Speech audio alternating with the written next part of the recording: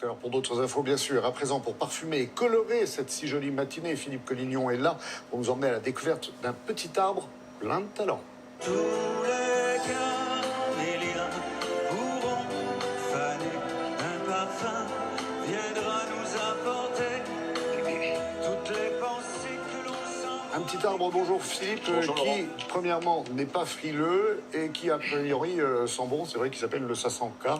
On aurait pu dire ça sent quoi? C'est un camélia. Oui, c'est un camélia, ça sent quoi? Et ça sent quoi, justement? Ça sent le lys et le jasmin de l'automne Délicat. jusqu'à fin janvier, c'est très délicat. Alors, par rapport au japonica, que l'on connaît beaucoup, le camélia japonica, qui commence à fleurir au mois de mars-avril, celui-là, il est plus trapu, les feuilles sont plus petites, les fleurs sont un peu plus petites parfois. Plus résistant, Maintenant, donc. Alors, il est un peu moins résistant, moins 10, moins 20, moins 10 quand il est jeune, moins 20 quand il est bien ancré, mais moins 10 avec un peu de paillage. On passe l'hiver sans problème. Alors le Sasanka, il est intéressant parce qu'il fleurit bien sûr au cœur de l'automne, au cœur de l'hiver, et ça c'est vraiment très intéressant. On le plante où? Comme le japonica, près d'un mur, au couvert d'arbres. Ça c'est vraiment important, pas en plein vent parce que ça il aime pas du tout. Et le Sasanka, bien sûr, c'est parfumé, on le plante près des entrées de maison, près des zones de circulation. Et pour en parler, nous sommes allés voir un grand pépiniériste qui, lui, les hybrides, crée de nouvelles variétés chaque année près de Nantes, à Saint-Marc-du-Désert. Regardez.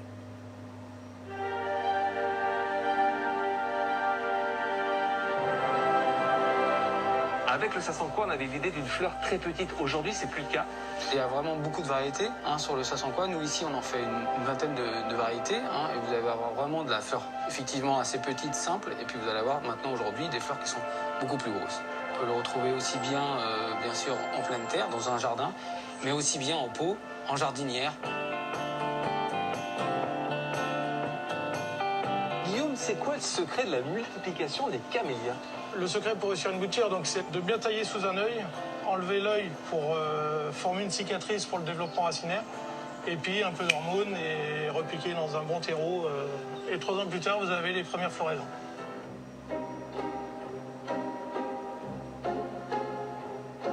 L'histoire est assez extraordinaire parce que c'est avec cette espèce que l'on fait le thé. Oui, c'est l'origine. Les parents du camélia, c'est le thé. Alors pour la petite histoire, c'est les Japonais qui prenaient la fleur pour parfumer le thé.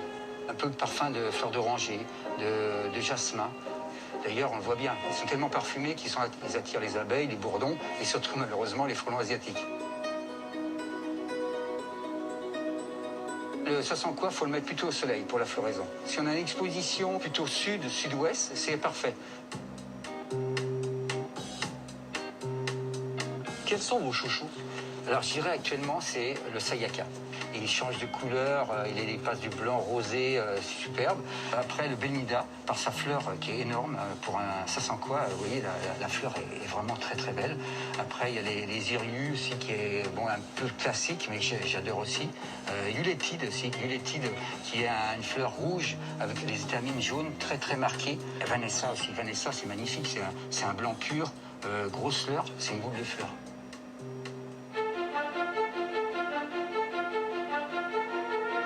Ce qui est extraordinaire aussi, c'est la pluie de fleurs qu'il fait à ses pieds. Oui, alors là, c'est la différence un peu avec le japonica. Le japonica, souvent, la fleur reste dans l'arbre. Elle fane dans l'arbre, elle reste accrochée. Souvent marron, c'est pas très beau. Le Sasanka, je dirais, il est toujours auto-nettoyant. Vous voyez, les fleurs tombent et ça vous fait un tapis de fleurs, c'est magnifique, quoi.